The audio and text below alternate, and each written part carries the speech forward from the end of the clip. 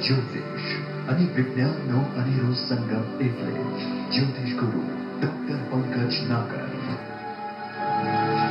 पंकज नागर जी मेरे दोस्त हैं। मुझे खुशी है कि जीटी पीएल पर वो ज्योतिष एक विज्ञान के 501 शो पूर्ण कर रहे हैं। दर्शकोना अमूल्य प्रतिसाद वच्चे जटिल प्रश्नोना सरल जवाब એટલે જ્યોતિષ એક વિજ્ઞાન। નમસ્કાર દર્શક મિત્રો, હું અશોક મોદી આપનું સ્વાગત કરું છું કાર્યક્રમ જ્યોતિષ એક વિજ્ઞાનમાં, અને હંમેશની જેમ મારી સાથે સ્ટુડિયોમાં જ્યોતિષ ગુરુ ડોક્ટર પંકજ નાગર। આપનું સ્વાગત છે સાહેબ કાર્યક્રમમાં। નમસ્કાર અશોકભાઈ, નમસ્કાર મારા વાલા દર્શક મિત્રો। હર હંમેશની જેમ જ્યોતિષ એક વિજ્ઞાન શો દિન પ્રતિદિન એક જબરજસ્ત આવકાર અને એક જબરજસ્ત સફળતા મેળવી રહ્યો છે। તમારા માટે જ નહીં, અમારા માટે જ નહીં, પણ મારી સાથે બેઠેલા તમામે તમામ મારા સહાયકો, ક્યાંક કોઈ કેમેરામેન છે, ક્યાંક કોઈ લાઇટમેન છે, પણ આ બધા જ મારી સફળતાના પુસ્તકના એક પાના છે। પુસ્તકના પૂંઠા સુંદર હોય પણ વચ્ચે પાના જો મજાના ના હોય તો એ પુસ્તક વાંચવાની કોઈ ઈચ્છા જ ના થાય। એટલે અહીં હું આ બધાનો આભાર માનું છું। તમે પણ આ શોમાં પધારો, એમને જુઓ, કેટલા સરસ મજાના માણસો છે, અને મારી જેમ આભાર વ્યક્ત કરવાની તમે પણ એક લાગણીની તક મેળવો। બિલકુલ પંકજભાઈ, શોમાં ચોક્કસપણે આપણે વ્યુઅર ગેસ્ટનો પણ સામેલ કરીએ છીએ અને આજે પણ કરીશું, પરંતુ એ બધા જે સવાલો હોય છે આપણા દર્શક મિત્રોના, જે કોમન સવાલો હોય છે, એમાં ગત એપિસોડમાં પણ આપણે કંઈક મુહૂર્તની વાત કરી હતી, મુહૂર્તની વિશેષ ચર્ચા કરી હતી, તો આજે એમાં અભિજીત મુહૂર્તની એક વાત છે, એમાં સવાલ છે, તો આપની પાસેથી એની વાત વિસ્તારથી જાણવું છે કે અભિજીત મુહૂર્ત છે એ નક્ષત્રોની દ્રષ્ટિએ, વૈજ્ઞાનિક દ્રષ્ટિએ અને ધાર્મિક દ્રષ્ટિએ એના જે મૂળમાં જે એની વિશેષતાઓ છે એની થોડી વાત કરીએ। તો સૌપ્રથમ તો વાત કરી જ્યોતિષની દ્રષ્ટિએ, ખગોળની દ્રષ્ટિએ। તમે ખગોળકીય ઘટનાના સ્વરૂપે જુઓ તો આપણી પાસે 27 નક્ષત્ર છે, અશ્વિનીથી રેવતી સુધી, બિલકુલ બરાબર। પરંતુ આજે 28મું નક્ષત્ર પણ છે જે અસંખ્ય લોકોને ખબર નથી, ખ્યાલ નથી। એનું નામ છે અભિજીત નક્ષત્ર।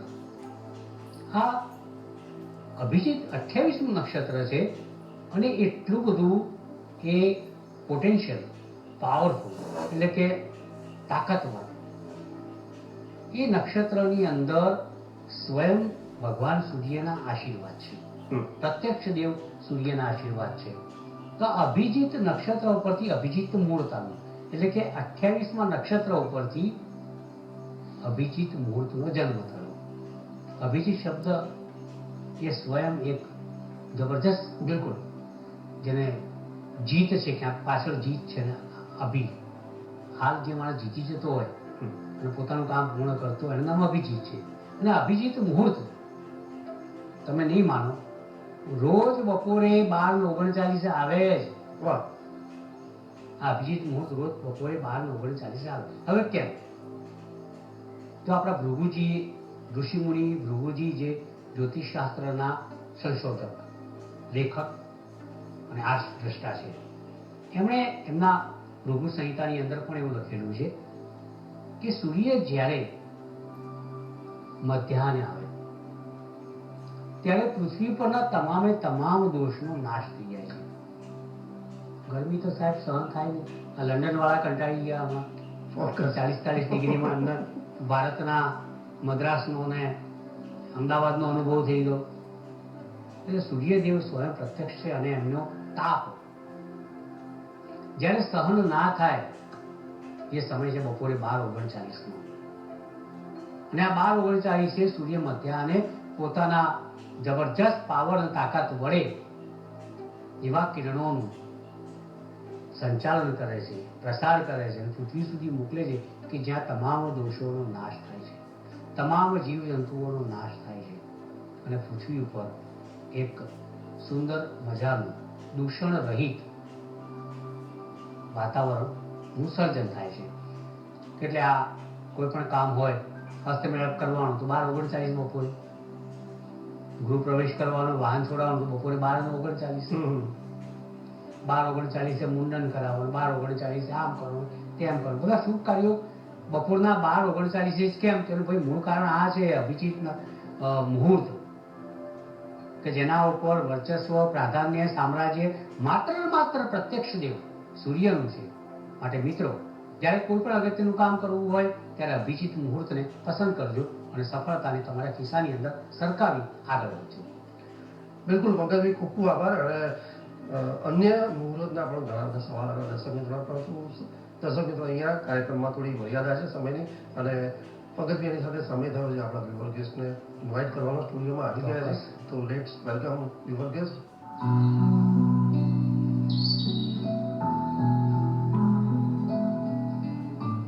તો બિલકુલ પંકજભાઈ અને દર્શક મિત્રો, શોમાં આપણી સાથે જોડાઈ ગયા છે વ્યુઅર ગેસ્ટ. હું આપનો એમનું એક ઇન્ટ્રોડક્શન કરાવી દઉં. મિલી ચૌહાણ છે, આપનું સ્વાગત છે કાર્યક્રમમાં. નમસ્તે. દર્શક મિત્રો, ખૂબ જ આનંદની વાત છે કે આજે જે આ ગેસ્ટ છે મિલી ચૌહાણ, એ પોતે એ સારા એક એસ્ટ્રોલોજીમાં પોતે એક સ્ટડી કરી રહ્યા છે. મોર એવર કે પંકજભાઈ એ પોતે સારા સિંગિંગ કરે છે અને 80s 90ના જે ગીતો છે 80-90ના એમાં દત્તા દીદી અને આસ્થાના એ સારા સોંગ્સ પણ એ ગાય છે.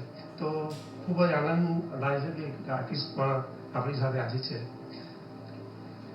મિલી મેડમ, જે આપણા ઉત્સુકતા છે જે પ્રશ્નોની જ્યોતિષમાં પંકજભાઈ સાથે, એની તો આપણે વાત કરીશું, પરંતુ અમે શોમાં એક પ્રતિક્રિયા લેતા હોય છે દરેક ગેસ્ટ પાસેથી કે આ શો એ કેટલા ટાઈમથી જુએ છે, અથવા તો આ શોમાં એવી કઈ બાબતો જે પંકજભાઈની અથવા તમારા શોમાં જે ઇન્ટરેસ્ટ છે આપનો એ શા માટે છે ને એક પ્રતિક્રિયા લઈ લઈએ.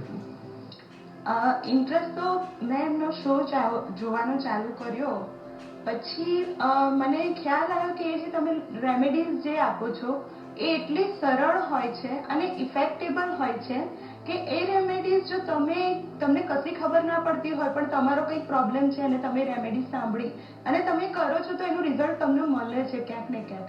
એટલે એ તમે જે નોર્મલ બધી રેમેડીઝ આપો છો ને એ મારા એક આકર્ષણનું કેન્દ્ર બન્યું હતું કે ના, આમનો શો જોવાય. કોઈને બી તમે કહી શકો કે ભાઈ તમે પંકજભાઈનો શો જુઓ, એમાંથી તમને ઘણું જાણવા મળશે અને રાહત પણ એનાથી મેં જોયેલી છે.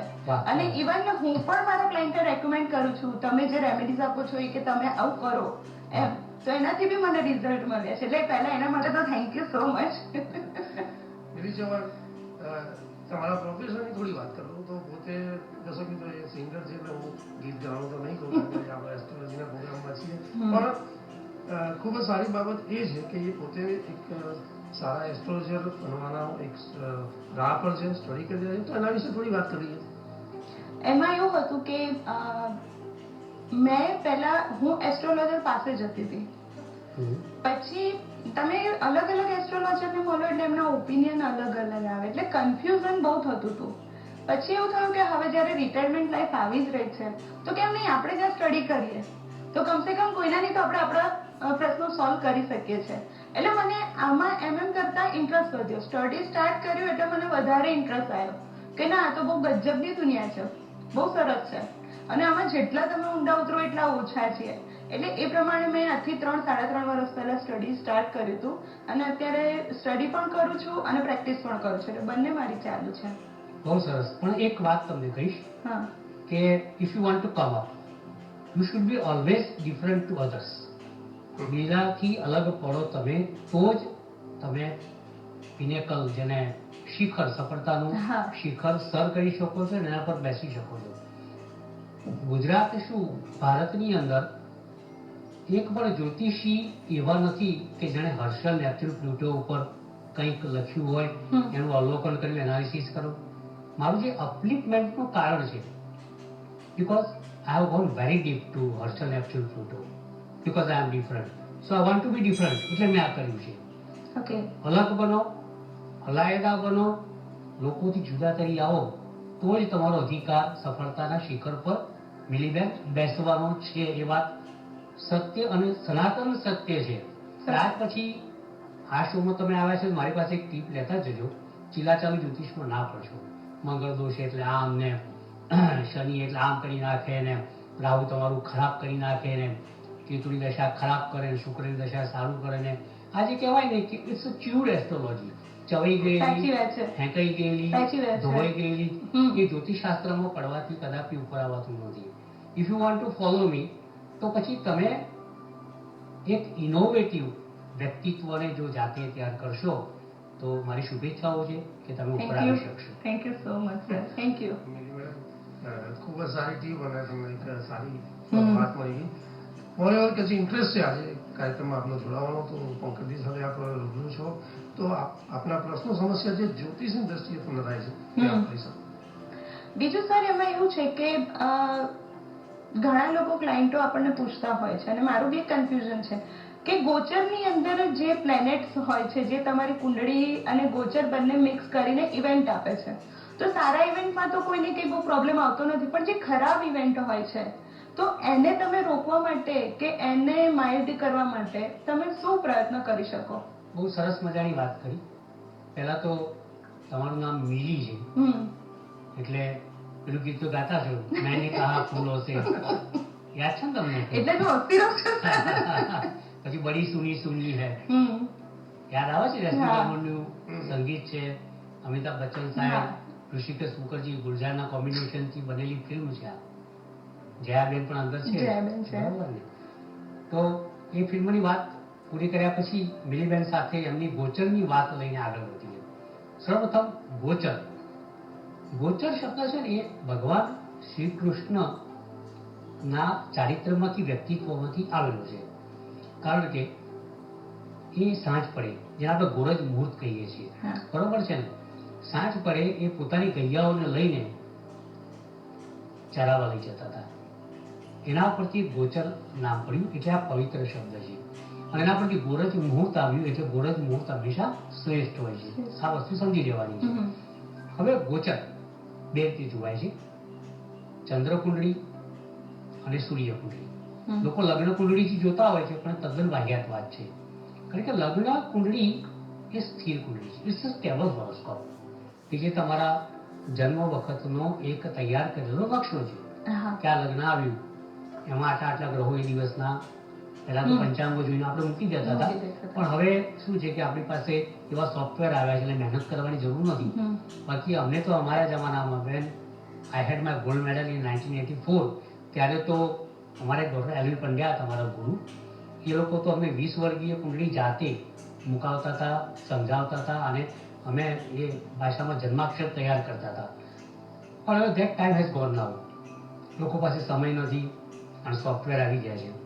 લોકો પાસે સમજ નથી, એટલા માટે કદાચ સોફ્ટવેર આવ્યા હશે, બરોબર છે ને? એ સોફ્ટવેરના આધારે આપણે પ્લસ માઇનસ કરતા હોઈએ છીએ. ગોચર એટલે પૂર્ણ કહીશ કે અંગ્રેજીમાં જેને ટ્રાન્ઝિટિંગ જર્ની ઓફ પ્લેનેટ્સ કહેવામાં આવે છે, એટલે કે ગ્રહોની યાત્રા. આપણા પૃથ્વીની બહાર ગ્રહોની યાત્રા. દરેક ગ્રહની યાત્રા નક્કી છે. ચંદ્ર 2.5 દિવસ છે, કે મંગળ 45 દિવસ છે, સૂર્ય 30 દિવસ છે, શુક્ર બુધ 26, 28, 30 દિવસની અંદર, શનિ 2.5 થી 2.5 વર્ષની અંદર, પછી હર્ષ નેપ્ચ્યુન પ્લુટો 7, 14, 21 વર્ષનો જે સમયગાળો છે, દેટ ઇઝ કોલ્ડ ગોચર. દરેક ગ્રહ એક રાશિમાંથી બીજી રાશિમાં રાશિયાંતર કરે, એટલે એને ત્યાં ફરવાની એ શરૂઆત કરી દે. એ ફરવાની શરૂઆત એને ગોચર કહેવાય. જ્યોતિષશાસ્ત્રને સમજવા માટે 3 જ ગ્રહોને સમજવા જરૂરી છે. અને જ્યોતિષશાસ્ત્રનો તમામે તમામ એક્સટ્રેક્ટ, જેને આપણે ગુજરાતીમાં અર્ક અને સત્વ કહીશું, તો અર્ક અને સત્વ આ 3 ગ્રહોની અંદર સમાયેલું છે. પહેલો ગ્રહ છે ચંદ્ર, એટલે કે મન આપણું, brain. Without brain you can't do anything. બીજો છે સૂર્ય, હાર્ટ. હૃદય વિના કે થાય નહીં, બરોબર છે? એક બ્રેઇન, બીજું હાર્ટ. ઓકે, આ 2 ગ્રહો મન અને આત્મા સાથે સંકળાયેલા છે, એટલે કે ચંદ્ર અને સૂર્ય. હવે ત્રીજો, પેલા બંને ગ્રહો તમને જીવન આપે છે. સૂર્ય પ્રાણ, પિતા, પ્રાણવાયુ અને જીવનનો કારક છે, તેજનો કારક છે, બરોબર છે? આખું જગત એનાથી તેજોમય બની જાય છે. ચંદ્ર એના વડે તેજ મેળવીને તમને આપે છે, કારણ કે સૂર્ય ના હોય તો ચંદ્રનું કોઈ અસ્તિત્વ નથી. ચંદ્રનો મૂળભૂત આધાર, પ્રકાશનો આધાર, એની ગતિનો આધાર સૂર્ય છે. તો આ બંને ગ્રહો, એની સામે એનો એક જ શત્રુ ગ્રહ છે, રાહુ. ભલે ગ્રહણ યોગ કરે છે, પણ એ માંડ 12 મહિનામાં 2 વખત પકડમાં આવે છે. પણ આ જો શનિ મહારાજ લાગી ગયા ને, તો તમે લાગી જાઓ. 100%. એટલે ગોચરની અંદર તમારે જો જન્મ કુંડળીનું નિરીક્ષણ કરવું હોય, તો સૌપ્રથમ તમારો સૂર્ય અને ચંદ્ર શનિ વડે દૂષિત છે કે નહીં એની તપાસ કરી લેવી. લાઈક અત્યારે જ્યારે મકરનો શનિ ચાલી રહ્યો છે, ત્યારે 15મી જાન્યુઆરીથી 15મી ફેબ્રુઆરી વચ્ચે જન્મેલા જાતકો કે જેમની કુંડળીમાં 10ના અંક આગળ સૂર્ય લખેલો છે, જેમની કુંડળીમાં 10ના અંક આગળ ચંદ્ર લખેલો છે, કઈ જ્યોતિષ જોવાની જરૂર નથી. તમે મિલીબેન જેને મળો એને એમ કહી દેજો કે ભાઈ તારી કુંડળી બતાવ, 10ના આંકડા આગળ 2 ગ્રહો હોય તો એ ગયા ખાતે છે, બરોબર છે.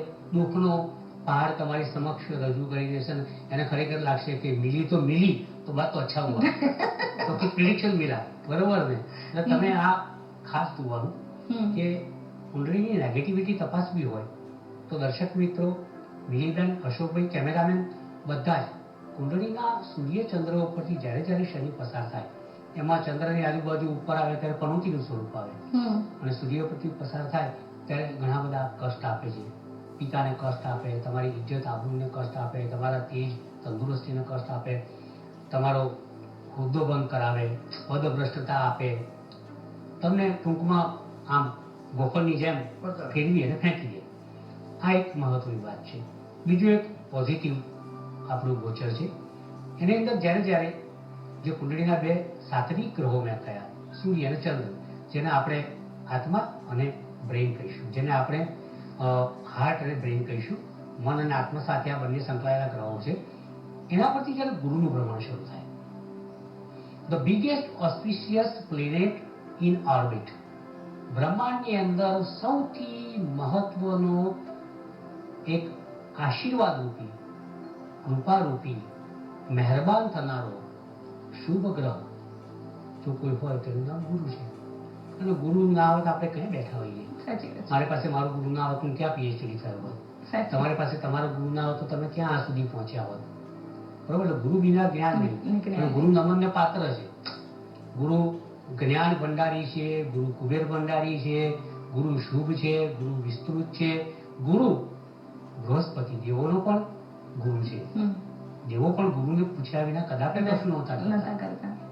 આપણે મહાભારત હોય, રામાયણ હોય, અભિમન્યુ હોય, એકલવ્ય હોય, અર્જુન હોય, દ્રોણાચાર્યનું રહસ્ય તમે જુઓ, ગુરુ વિના કોઈ ઉપર આવી શકતું નથી. એટલે ગુરુ જ્યારે જ્યારે જન્મ કુંડળીના ચંદ્ર ઉપરથી ભ્રમણ કરે તો તમારા મન ઉપરથી ભ્રમણ કરે, તમારા બ્રેઇન ઉપરથી ભ્રમણ કરે, તમારા વિચારો સાત્વિક થાય, તમારા વિચારો ઉમદા થાય, તમે આમ અપલિફમેન્ટ અપગ્રેડેશનની અંદર એકદમ એમ્બિશિયસ થઈ જાઓ અને તમારે એક પોઝિટિવ સ્ટોરી લખાવવાની જીવનની શરૂઆત થઈ જાય, કારણ કે તમારો ચંદ્ર બ્લેઝ થઈ જાય. સૂર્ય ઉપરથી ગુરુ પસાર થાય, અધિમિત્ર યોગ થાય. અને સૂર્ય એ મેં તમને કહ્યું એમ કે તંદુરસ્તી, તેજ, પ્રાણ, પિતા, ઇજ્જત, આબરૂ, પૈસા, લક્ષ્મી, ધન, અજવાળું, ઉજાસ, આ બધાનું કારક છે. એના પરથી પેલો ગુરુ પસાર થાય એટલે ઓટોમેટિકલી તમને આ બધું જ મળે.